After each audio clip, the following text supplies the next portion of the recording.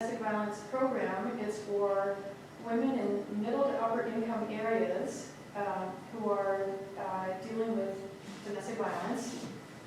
And everybody knows what physical and sexual abuse look like. But what we're not so familiar with is what the more subtle forms of abuse look like: emotional, legal, financial, technological. So those are the more subtle forms that I focus on, and I have a wonderful partnership with our local police department. The program is based in Los Altos, but we serve women from all over the Bay Area, and as Karen's saying, even different parts of the country. I was privileged to be on Megyn Kelly Today's show last year, and on Good Morning America, and in the New York Times, and then just, oh my gosh, last Friday, I was interviewed by the Wall Street Journal, and then this morning by Washington Post. My goodness, what's happening?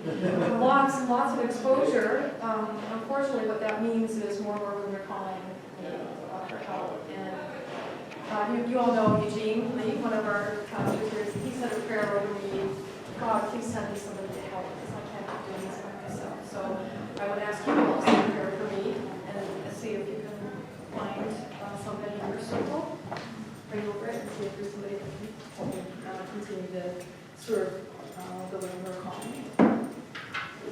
So what we do is, well, I run a support group. I have a regular support group for women that are in the thick of things. I have a graduate support group for women who are out of immediate crisis and kind of getting on with their lives. I do ongoing safety planning and education with them on all different types of abuse, and I refer them to resources depending on what they need: therapists, attorneys, private investigators. And then, that's the direct client service piece of it. We don't charge for our services. People think, there's this misconception that, oh, well, first of all, that domestic violence doesn't happen in this area, or even if it does, well, she should have the money to look after herself, right? But that's not always the case. So often, her partner's taking control of the financial resources. Even if she's working herself, she's often forced to turn over her paycheck to her partner. It's a very subtle, incremental process that happens when you get involved with somebody where they're very charming in the beginning, and slowly but surely, it's the frog in the pot of water, right? Gets turned up a degree at a time. And so we don't charge for our services for that reason, because of the rampant financial abuse, but also because it's our fundamental belief that it's every woman, every child's right to be free and safe in their own home, and they shouldn't have to pay to exercise that right. So that's why we have to do other things like have fundraisers. And I had a wonderful, very successful fundraiser at the Los Altos Golf and Country Club a couple of weeks ago. And we held it there because we have a philanthropist who made it possible for us to do that. And we raised $110,000, which was fabulous. And our district attorney came, the assistant PA came, mayors came, somebody from Jerry Hill's, Senator Jerry Hill's office came. So we're getting lots of support. 156 guests came. And when I asked them, how many of you know somebody who's experienced some form of abuse, can you guess how many people raised their hand? Everybody. Yeah. And it's just we don't like to talk about it. We don't like to acknowledge it. If you come from a privileged background and you've got a good education, there's a sense that you've got your life together and you're used to succeeding, and you have this dark place in your life where things haven't gone the way you wanted. It can be very hard to reach out for help. So just a few caveats before I dive in. I was a teacher before becoming, I was a teacher before becoming a domestic violence advocate. I'm not a therapist, I'm not a lawyer. In fact, I teach therapists and I teach attorneys. I do lots of trainings for the Bar Association, for Superior Court, County Court. I'm doing a presentation at the Domestic Violence Conference that's coming up this Friday. I did a training last week for the OBGYNs at Valley Med. I've done them for Kaiser physicians. In fact, they refer patients to me now when there's an issue with domestic violence. I do lots of trainings for therapists because they don't get sufficient training in dealing with power and control dynamics. And they tend to treat it like a communication issue. Domestic violence is not a communication issue, it's a crime. So we need to focus on that, the fact that there's a crime victim here, not victim mentality, but an innocent person has been taken advantage of, and there has been an abuse of power. And we need to educate the survivors about what that looks like and how to address it properly. I'm going to be talking about a small subset of the affluent population. I would like to think that most people who rise to positions of prominence and power are good people. They go off and they're CEOs, they're making lots and lots of money, and they go home and they kiss their husband or wife, and they're like good people, good family. But I'm talking about, if we're thinking about people on the bell curve, the outliers, the ones who abuse their credentials, who abuse their education, who abuse their power and privilege. I might tell a few stories because I'm Irish and I can't help it, but if I do, I'm going to tweak the details to protect the innocent and the guilty.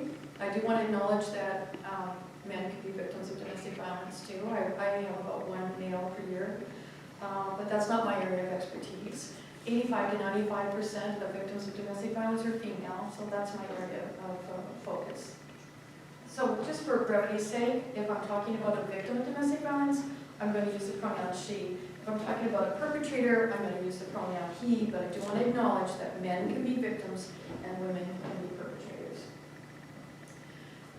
The stories I'm going to share with you are just that, they're stories, and it's anecdotal, it's not statistical information, but I'm working with a professor at the University of Tennessee who's doing research on this population, middle to upper income area survivors of domestic violence, and she will tell you as well, we have very limited statistics on this population. And why? Where do we get statistics? Police stations, hospitals, domestic violence agencies, the very places women in this income bracket are not going to for help. Even if they do end up in the ER, they're typically not going to be honest about how they got their injuries. I walked into a door, I fell down the stairs. Why would that be? Why? Yeah, I appreciate that. What's the underlying reason for it? Anybody have any thoughts about that? Shame. Thank you, shame. Fear, social stigma. There's so much at stake. Fear of retaliation for all of those reasons. Absolutely. You nailed them. So is it really true that the rates are coming forward are higher in lower income brackets? So remember what I just said about statistics, where we get them? And we have a skewed perception about the prevalence of domestic violence in lower income areas because people in lower income areas don't experience that same shame, typically, or social stigma around seeking help from social services, from domestic violence agencies, from hospitals. Women in this area, when they go to domestic violence agencies, they report almost a kind of discrimination against them. What are you doing here, driving up in your fancy car, in your nice clothes, and speaking with your educated vocabulary? Our resources are for people that really need it. So this is one of the last marginalized populations that we're not talking about. Remember in the old days we didn't talk about Uncle Ed the alcoholic back in the 60s? There was that shame, the social stigma attached to it. That's the same sort of thing that's happening now with this population. I'm going to ask, if you don't mind, unless there's something I say that doesn't make sense at all, if you wouldn't mind holding your questions, don't forget them, but please hold them till the end because I have limited time and so much to share with you. But if you would just bear with me while I get through my presentation, then I'd be happy to answer them at the end. So I hope we can all agree about what a healthy relationship looks like. That you feel a sense of safety, you feel respected by your partner, you feel valued. You can say what's on your heart and not feel you're going to be judged or criticized or condemned or threatened. Right? Not this feeling disrespected, ignored, frightened, put down. Many ladies have forgotten what a healthy relationship looks like, but it's important to have that perspective so they know what to aim for and how to really identify the fact that there's abuse going on. There's no physical wounds to show for it often, but it's an assault on the soul, on the heart, on the mind that they're starting. Equality, right? Not that teeter-totter where he's always got to win, he's got to be right, he's got to put her down so he can feel good about himself. Just so we agree on the definition of domestic violence, it's the abuse of power in order to control another person, and it's a pattern of behavior, and it typically escalates and it gets worse over time. If it starts off as emotional abuse, it often, almost always, at some point or other, ends up turn physical. It can turn physical at any time. I've had a lady who was married for 25 years, and then he beat her. Just like that one day. It can turn any moment. In the old days, until January of this year, domestic violence also included financial abuse, coercive control, micromanaging a woman's everyday activities, criticizing her, intimidating her, making her feel afraid by looks or gestures. So, in the old days, you didn't have to touch someone in order to coerce, control, or terrify them. Look what happened as of February this year. Now, the woman's looking for resources or information or some early education on what's happening to her. She goes on the Department of Justice website, and how do we define domestic violence now? Only felonies or misdemeanors. Show me broken bones or blood in order for something to happen. That's federally. California still, we're operating under this assumption, but it's not a good sign. We have to really recognize that domestic violence is not just an adult issue. When does domestic violence start affecting somebody? In the womb. In the womb. Those stress hormones are coursing through a woman's body when she's pregnant and under stress. When a child witnesses domestic violence, domestic abuse growing up, it's one of the categories of trauma. It was studied by Kaiser and the Center for Disease Control. This is a study that came out, the ACE studies, back in 1998. We're just starting to talk about it now, where we realized that with enough categories of abuse, with enough categories of trauma, it can take up to 20 years off your lifespan. It shortens your, you know those little sleeves that fit over your chromosomes that everybody's talking about now, your telomeres? Shortens your telomeres when you're subjected to that. It ages you considerably when you grow up with abuse. So it's important to recognize, too, the impact that domestic violence has on children.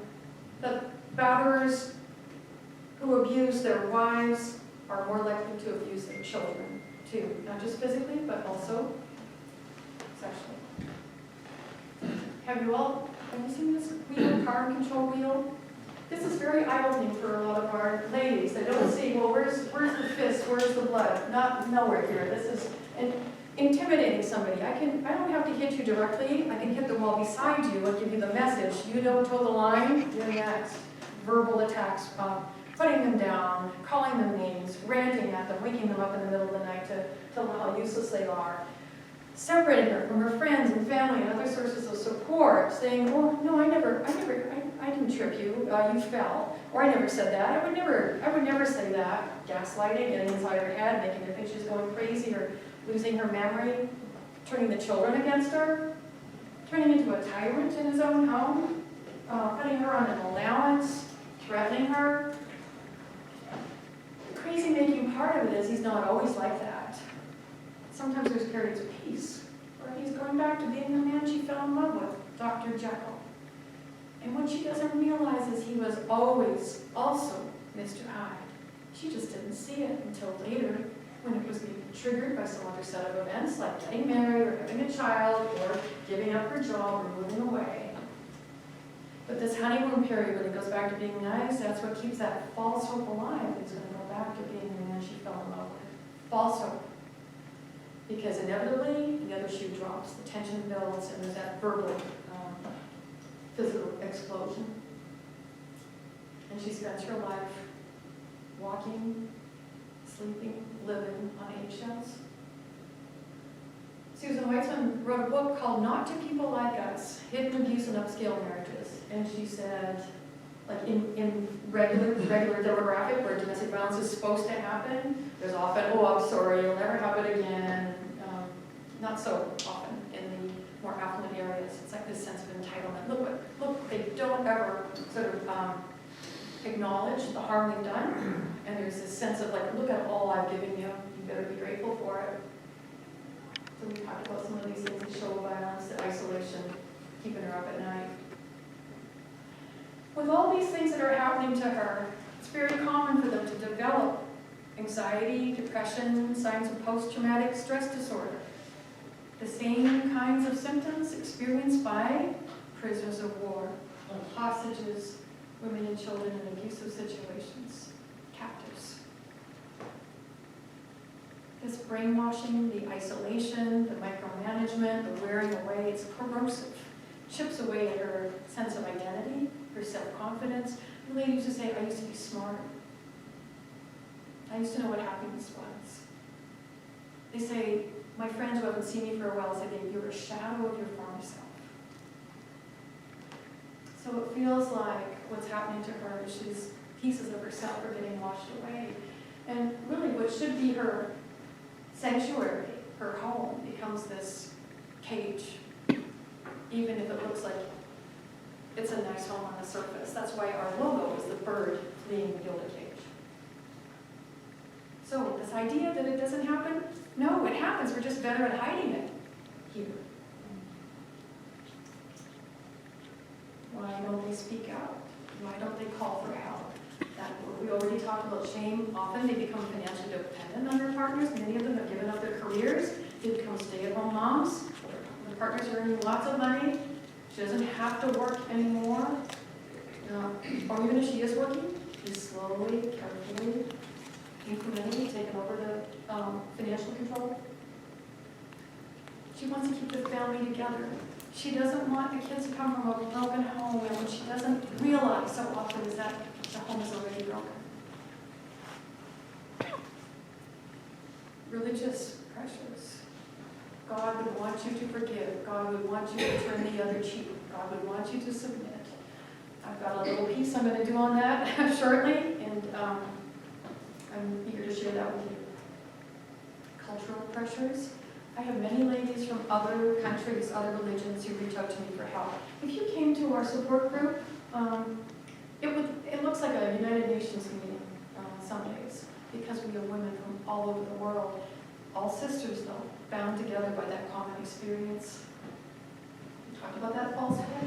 She stays, oh right, maybe this time it'll be different. I'll try again. Maybe if I do this, maybe if I do that, maybe if I get the kids to bed earlier, maybe if I can help them with their homework and do better in school, maybe if I give up my job, maybe if I get a job, maybe if I lose weight, gain weight.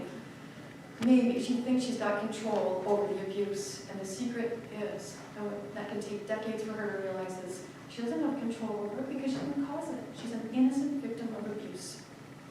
She didn't cause it. She can't control it. She can't change it. That's the horrifying epiphany that has to happen. And why is it horrifying? Well, if she can't change it, she's run out of options, but she's left no stone unturned. Well, now what? Close that door and venture out into the realm of the unknown. That's pretty scary too, but that's where I come in to help.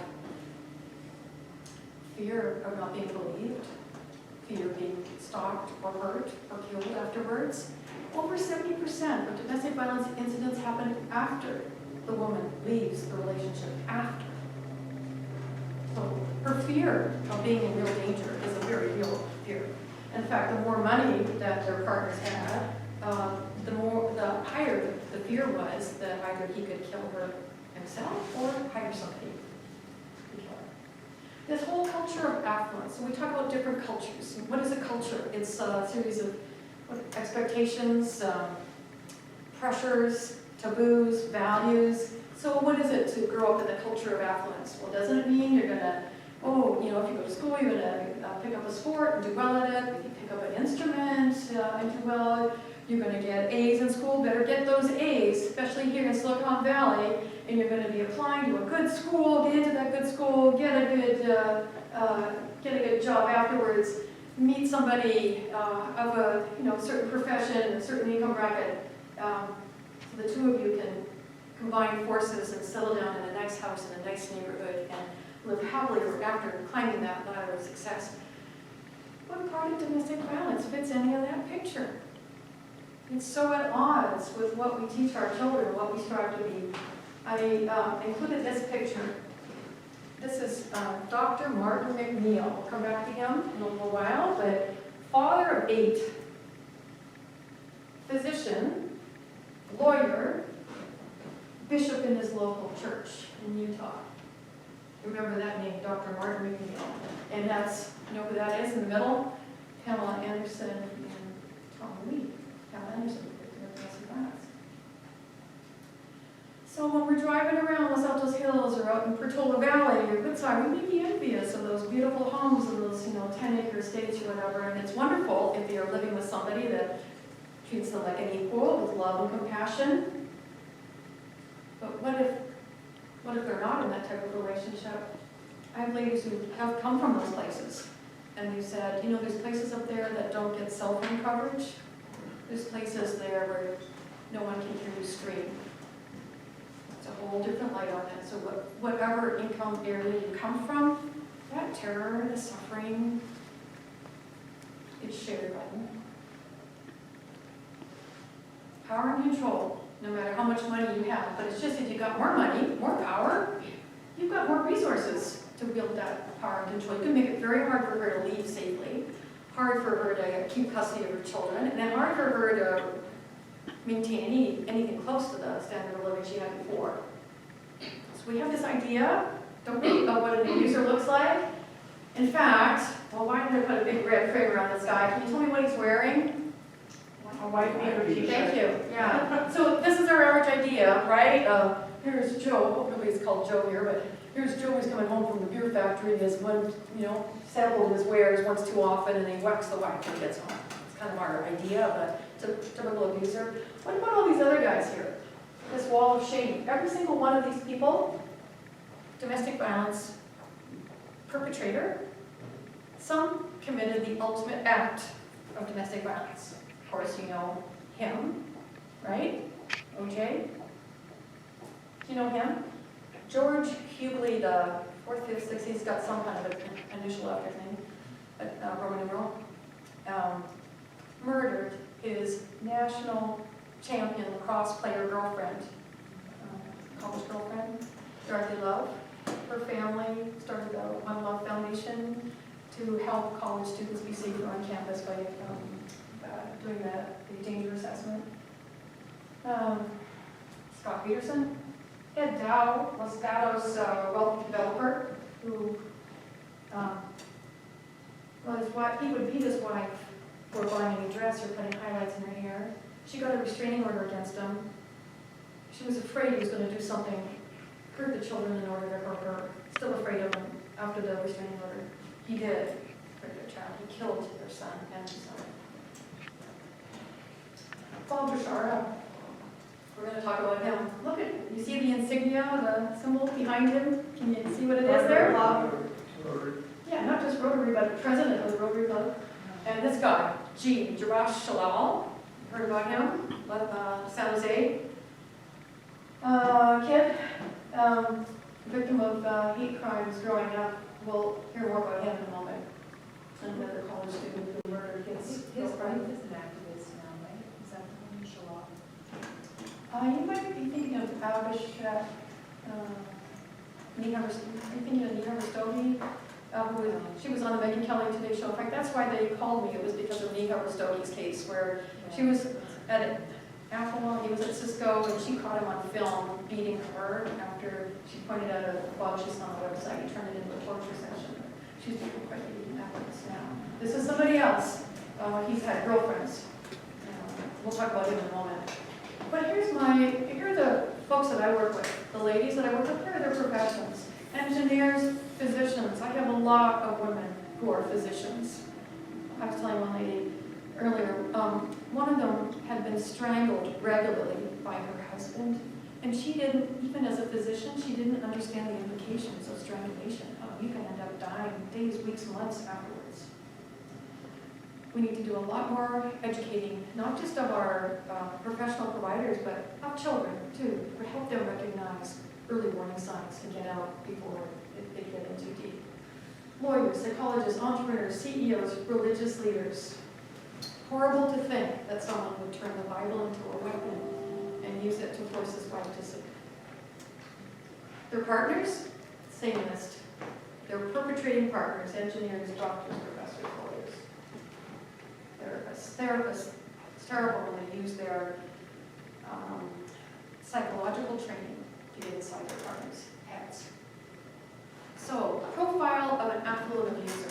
Let me sort of run down the list here, and I'd like you to put your therapist hats on. Well, let's play a game. and see if you can come up with what you would diagnose this particular personality as. Okay? Ready to play? Okay. Yeah? Yeah? Yeah, okay, all right, that's good. I'm scared. Hopefully it's nobody you know. Okay, so these guys tend to be, and they can be women too, so just acknowledging it can happen with women too. But really, like I said, we'll use he for the perpetrator for efficiency's sake. So he tends to be charming, persuasive, successful, highly educated. He may give to worthy causes. He may coach his son's soccer team or his daughter's soccer team. A pillar of the community. Looks good on paper. Has another side. A dark side that typically only his wife and children ever see. Sometimes not even the children. Lies easily. Lies often. Even when he doesn't need to. It's like he just wants to keep in practice. Manipulative, cunning, calculating, tends to, here's we're getting to the meat of it, lacks empathy, lacks remorse. Psychopath, narcissist. Go to the head of the class, already, bingo. Wow, you guys have been studying. Yeah. Psychological pathology. Yeah, lacks empathy. Jeez, I didn't even get to my punchline yet, yeah. Yes, lacks empathy, remorse, self-reflection, lacks any kind of moral compass. And here's, even before you said that, what I was getting to was almost seems to enjoy causing pain and fear and suffering to the very people they should be protecting the most. Gets satisfaction out of that, likes to stir the pot. Sadistic. Yes, in fact, we call it the dark tetrad. Machiavellian, sadistic, narcissist, psychopathic. So those four things. And when my ladies start talking about their partners, every now and again they'll say, I think we all married the same man. They're cookie cutters. Very vengeful. They don't like to lose. Winning, it's about winning. It's about power, money, status, revenge when they don't get what they want, and declaring war on their partner if she ever has the audacity to try to leave.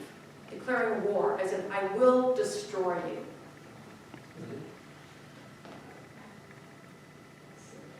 Yeah.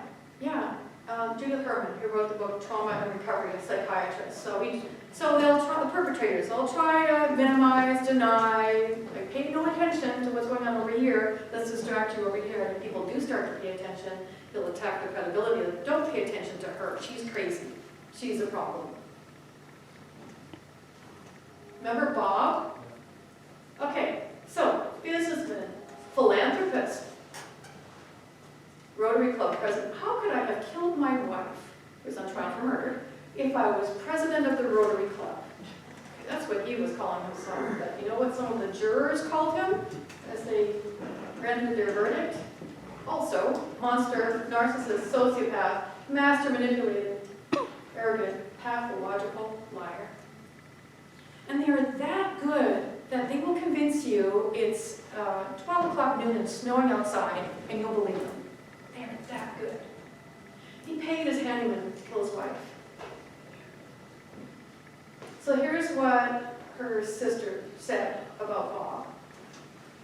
Jane, the victim, ultimate victim of domestic violence, being killed by her partner. Jane supported him, and she was committed to him, and she would have done just about anything for Bob except open up her 401k. It is this reluctance to allow him access to her life savings that ultimately led Bob to kill her. Follow the money, and you will often follow the motivation. They tend to equate human worth with net worth. And they kind of apply that same reasoning to the kids too, with GPA as their human worth. They tend to think that money all belongs to them, even if she stayed home to raise the kids while he went to work, even if she participated in outside the home earning money. He tends to think it's all his money, and it's never enough. I have a lady whose husband has been making $1.5 million a year while she was living in an abandoned house with the kids. Remember G from the Wall of Shame? G, Drabash Shalal, grew up in San Jose. As a young boy, he was teased for being of Sikh origin. he went to high school in San Jose, and then he dropped out, and like many high school dropouts or college dropouts in Silicon Valley, went on to create a multi-million-dollar company, sold it to Yahoo, hundreds of millions of dollars, hundreds. He was on Oprah Winfrey, and she was singing his praises, saying, oh, and these single girls, here he is at the Raphael House, which is a shelter for women fleeing human trafficking and domestic violence, donated $35,000 to that place. Oh, there he is on Charlie Rose before Charlie's fall from grace. Seems like a really good guy, right? Are you waiting for the other shoe to drop? Yep. Good. Domestic violence conviction. How many times? It took twice for it to stick, for him actually to be held accountable. And only because he was caught on video hitting and kicking his girlfriend 117 times, and that wasn't even enough. That was the first time he was arrested, and then got off with his dream team of attorneys. They weren't able to use the video because they didn't get the proper warrant. And I can understand why the police wanted to act hastily, because they were worried with his technical background he might have remotely wiped it. But hitting and kicking his girlfriend 117 times. Finally brought to justice. So what does a survivor look like? Well, let's say a victim of domestic violence, because not all of these ladies survived. You remember her? Lacey Peterson, victim of Scott. Remember I showed you this young man in the upper left corner? That's his victim. Remember I showed you George Hewley V? That's his victim, Yardley Love, ultimate victim. This is Neha Rastogi, who survived. This is Carmen Dow, wife of Ed Dow, who killed their son. That's her daughter, comforting them. Rihanna with Chris Brown. And of course, that's Nicole Simpson. So, you would never guess that some of these women were domestic violence victims. Leslie Morgan Steiner wrote the book Crazy Love, best-selling author, Harvard grad, businesswoman, very successful, and domestic violence survivor, was nearly killed by her partner. So sometimes they appear very confident and poised. Very often they do not. Very often they come across as being fragmented, scattered. They have a hard time stringing their story together. That can impact their credibility. But trauma impacts your ability to think coherently, logically, sequentially. It has a very damaging effect on your brain. And if that's not taken into consideration, they can look a little off-kilter, whereas he is often coming across very calm, poised, and assured. Domestic violence victim, ultimate victim, in Silicon Valley here, a couple of years ago, finance manager at Apple stabbed to death by her husband. I think it's no accident it happened on Christmas Eve. The perpetrators do not do well on intimate occasions because they don't do well with intimacy. They often ruin special occasions and punish people for trying to punish their partner for trying to get too close, punish her for trying to get away, which is crazy making in itself. We talked about that. Things to look for with children through adults. With kids, are they kind of aggressive on the playground, or they seem very shy and withdrawn? Do they seem like they've regressed somewhat? Are they showing signs of ADD or ADHD? It could be the way their brain works. That's one legitimate possibility. But another one is they're thinking about the stuff that's going on at home. It's a behavioral diagnosis, right? And as they get older, is she cutting because she's trying to relieve that tension? Has she gone numb from having to shield herself from the pain that she's suffering at home, doing anything she can to sort of feel something? Is she self-medicating with food, comforting herself, or starving herself because it's the one thing she has control over in her life? All of these things could be problems just in and of themselves, but it's really important to rule out abuse in any one of these. I have women who ended up on psychiatric holds being made to look crazy and coming across as a little off off balance in the heat of the moment. I'll tell you a story about that in a moment. So everybody knows that if you go out on a date, you go out on a date with Jack and he hits you. Is there going to be a second date? I would hope not. But if you go out on a date with Jack, and then you go out on another date with Jack, and you go to a restaurant, and he's saying, oh, I think you should order this, and you go, okay, all right. And maybe let's pass up the dessert for tonight. Let's just focus on this. Oh, okay. And they go out on another date, and she's, got a nice dress on. He says, well, I think it's maybe not the right dress for this occasion. You might want to just change. Let's look at something else that you could wear. Over time, little bits, are you sure you're ready for that job promotion? Are you sure you want to go for that job right after we've had kids? Are you really wanting to abandon the family?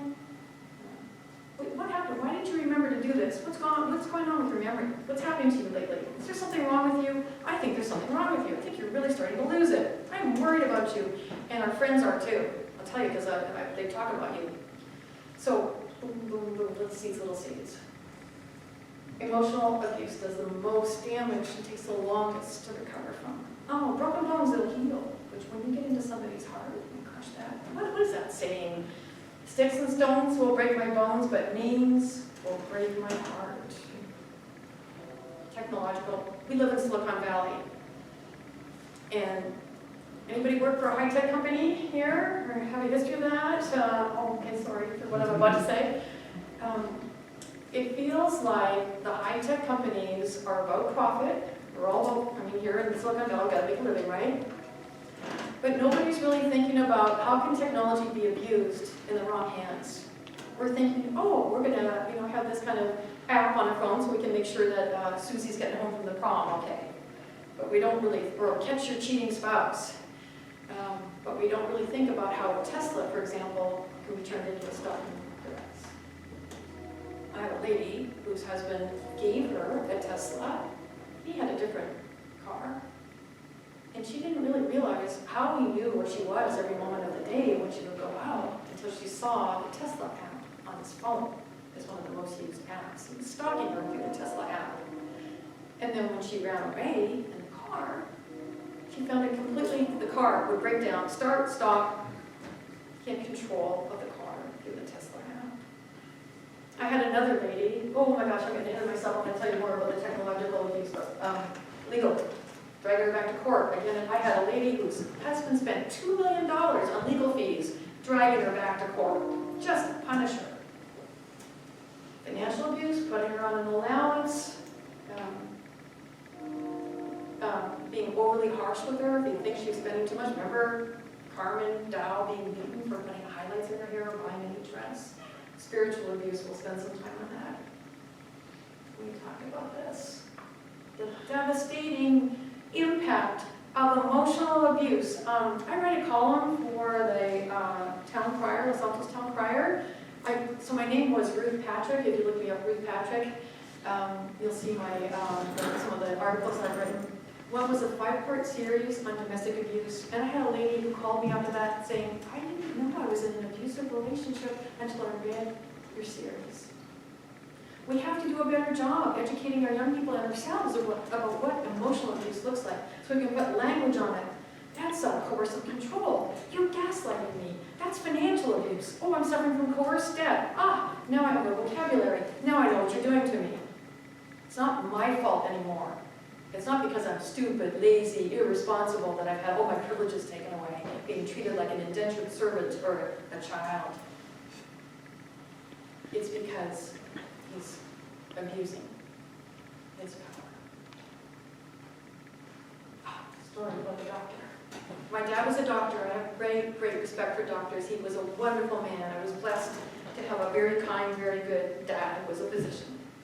Well, let me tell you a story about a doctor who was not like that. So I had one of my ladies who was going through her divorce and still living in the same house with her physician husband. Why? Children? Thank you, yeah, because he had taken total control of the finances. She couldn't afford to live anywhere else, didn't want to be homeless. So they're going through the, she didn't yet have access to the shared assets, the joint assets. So they're going through the property settlement phase of the divorce. And her attorney says to her, why don't you let me fight harder to get a fair settlement for you? I could get so much more for you than what you're letting me go after. And she says, well, you know why? Because you know what he told me the other night over dinner? He said, do you know there's more than 40 ways to kill a woman and make it look like she died from natural causes? He didn't say, I'm going to run over you this afternoon with my truck, right? Then I call the police and I can take action. Oh, just subtly put it in there. Another one. Here's how this other, so many ladies who are physicians that I work with, and so many their partners are physicians, and isn't that just horrific? That, because what's their first oath? First, do no harm, right?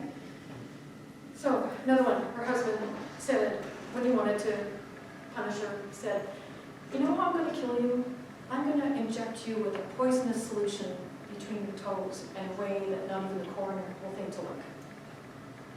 I serve on the domestic violence death review team, and I ran that scenario by the coroner who serves on the death review team. And I said, what do you think of that? She said, yeah, it's entirely possible. That and the 40 different ways to kill your partner.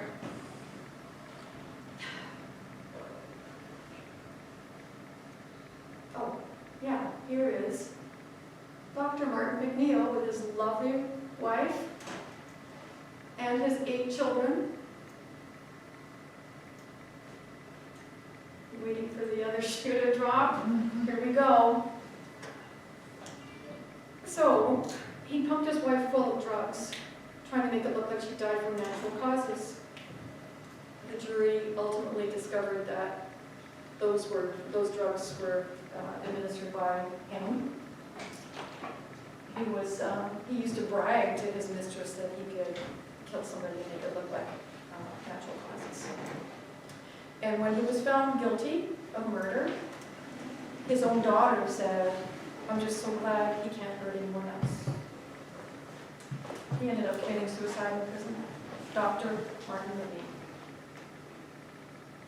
Almost. Not quite.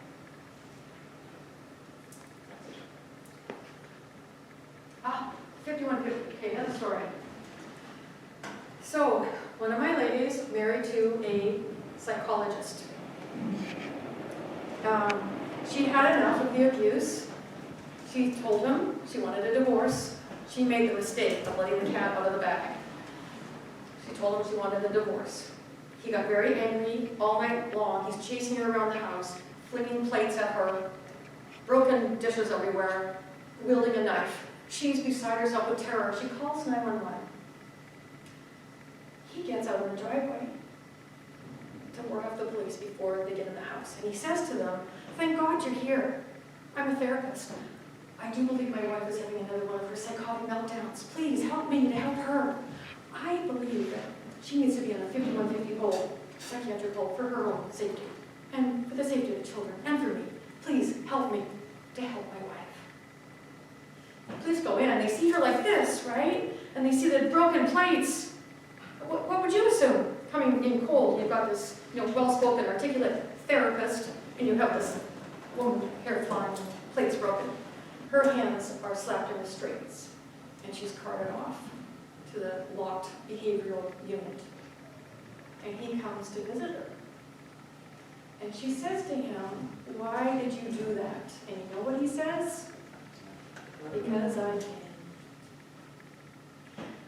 I think that's evil. I think it's evil. When you take your psychological training that's supposed to be used to get inside somebody's head and help heal them, and use it instead,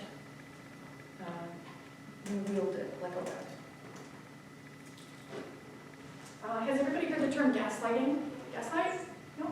Okay, if you get a chance to watch the movie, great movie, Ingrid Bergman, 1944, holds up very well, I think, for time. She's this wealthy heiress, and this guy sweeps her off her feet, and over time, starts to convince her that she's actually going crazy. Like, he will move things around, that she knows she put things here, and then they end up over there, and then back, and then, this is back in the days of kerosene lamps, and the lights would start to flicker, and she'd go, like, do you see the lights? You go, no, there's nothing wrong with the lights. So she gets more and more isolated, no one to compare her reality with, and starts to think she's losing her memory, her perspective on things, and over time, her sanity. Gaslighting. We have a modern way to do that now with technology. Gaslighting, 21st century style. I have one lady who was pursued by a drone, but that big. Okay, so here, okay, story, lady, okay, coming up from, I'm so afraid I'm going to trip over your lovely long legs, I'm sorry. So a lady who was a therapist herself, fleeing her abusive husband from Southern California, she drives up here to the Bay Area, and she's in her fancy car, and as she calls it, like, what are cars these days? Computers on wheels, right? She uses her voice-activated command for the GPS to take her somewhere in the Bay Area. That voice-activated command is overridden by her husband's voice-activated command, sending her back to Southern California. Oh, he's a satellite engineer. Well, try explaining that to the police. Isn't it so much simpler, easier to believe that she's just nuts? Ladies, many ladies have had hidden cameras put in their light fixtures, in smoke detectors, in their cars. They've had their electronics hacked. Over time, because they feel like their partner knows everything, even what they're thinking.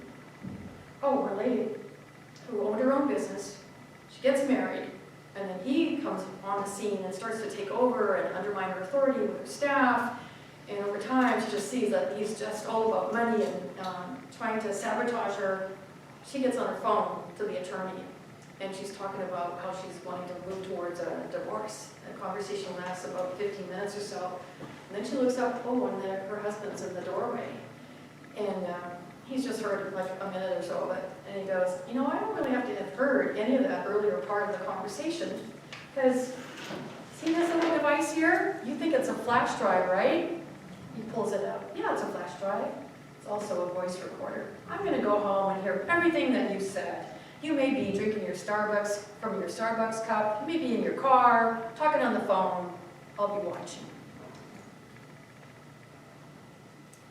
GPS tracking device put in their car. Their Facebook, LinkedIn, hacked.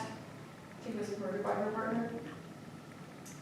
Stalking is a huge threat when you have domestic violence. Over 80% of domestic violence victims who end up getting killed by their partner have been stalked prior, and we don't take it seriously enough. It's very hard to prove. Sometimes these guys will pay people, different people, to stalk their partners. Try explaining that. Well, the intimacy effect, the closer the relationship, the more seriously you should take the threat. And sometimes, if you think your every move is being watched, well, it's because it is. Financial abuse, we talked about that a little bit, putting her on an allowance, stealing the life savings from her, racking up debt in her name, hiding resources. The legal system, dragging her back to court again and again, trying to scoop custody of the children, setting her up, framing her, making her look like a perpetrator. So the abuse gets transferred from home into the legal arena. Okay, spiritual abuse.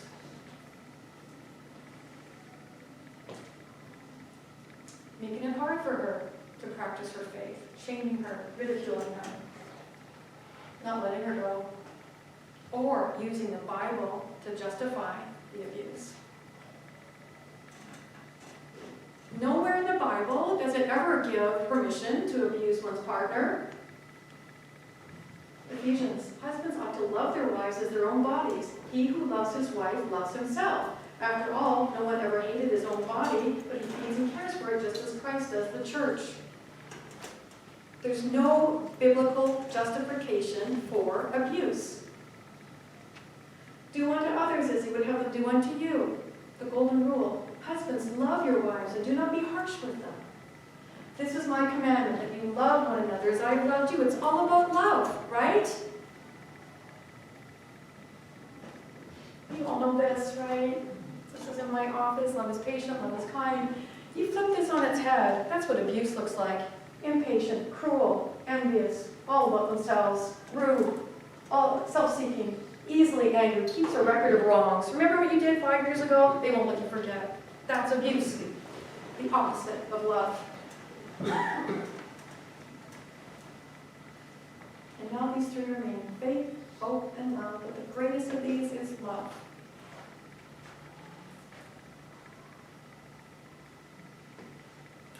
Okay, I'm gonna go through these, and I want you to guess who said these things. Okay?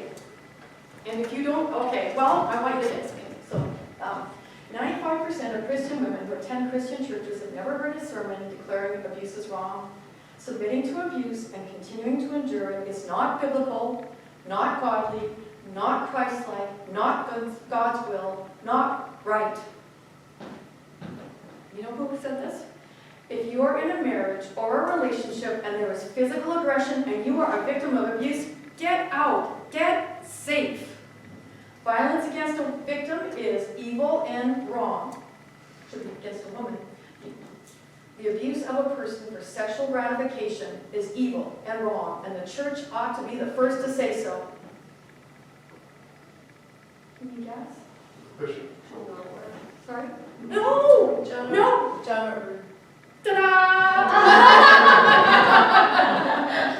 Well, Oh, okay, I hope that didn't get recorded. Yes, I love John's messages, but there's only one service I ever sat through twice, and that was this one. It was so powerful. So I would highly recommend it. The June 24th message of 2018. Get a chance to, it's a wonderful, wonderful message. June 24th, 2018. Can I ask you now, how many of you know somebody who's experienced some form of abuse? Can you all look around? Whether I'm giving this class to an audience of 20 or 30, or my biggest audience was 1,000 people, almost every single person in the room raises their hand. So you see how common it is. We just want to start talking about it so we can start doing something about it. This is where the handouts are going to come in handy. And Tian, you're going to be, you've already got them on the website, or you're going to be, thank you. So don't worry about memorizing these. So I would highly encourage you to take a look at them and go through them so that you can be sensitive to the folks that you're working with and see if they're talking about some of these signs, like just silent treatment, or gets really mad if somebody cuts him off and just won't let go, or he's texting me, 20, 30 times a day. I thought in the beginning it was because he loved me, but now it's starting to feel like stalking, making it hard for her to talk to anybody else, or disparaging other women in his life, making money a really hot topic, hot button for him. Does he have one face in public, another behind closed doors? Does he talk over her, interrupt her a lot? Does he always have to be right? Is he making all the decisions? He may also appear, calm and poised and quiet. I mean, there's no guarantee, but this could be a list of things to kind of look for. And then what's happening in her life? Is she starting to lose her self-confidence, showing signs of anxiety, depression? Is her work performance being affected? Are the kids, is their performance being affected at school? Is she suffering from any of these issues? Self-medicating with food, drugs, alcohol? Are you feeling kind of numb, depressed? Do you notice it? Does she behave differently when he's around? Does she over-apologize? Just, I'm sorry I said, I'm sorry I did, I'm sorry I am. Signs of ADD, ADHD. So here's some things you can say just to start the discussion. I'm concerned for your safety. If you have somebody in your, one of your care receivers, and you're starting to worry about them, you can say, I am starting to be concerned for your safety. I'm concerned for your children's safety. I'm concerned it will only get worse. You know from earlier that emotional abuse tends to get worse, and it typically leads to physical abuse over time. Here, they so often think they did something to bring it on, that it's their fault. And if you can help them understand, you don't deserve to be abused. No one ever, ever, ever deserves to be abused. It is not your fault. You did not cause it.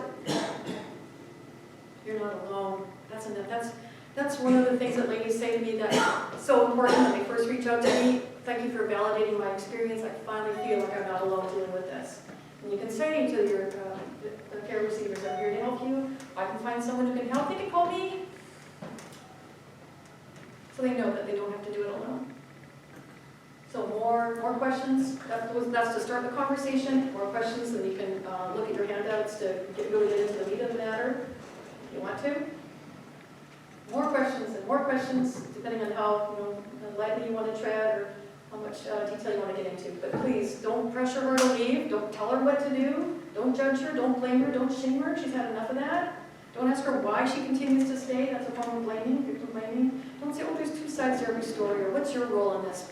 Couples counseling is very dangerous in this type of situation. Please don't recommend that. Don't pressure her to get a restraining order. She's the expert on her situation. She will be when she gets educated about the risks and the pros and cons. Restraining order will not stop a bullet. In some cases it helps, in some cases it doesn't. And don't say, oh, but he seems so nice. Of course he seems so nice. So just to end, it's very tempting to take the side of the perpetrator. All the perpetrator asks is that the bystander do nothing. He appeals to the universal desire to see, hear, and speak no evil. The victim, on the contrary, asks the bystander to share the burden of pain. The victim demands action, engagement, and remembering. So thank you for being a source of hope and help to your care receivers and the other folks in your life, and God bless you all. Thank you.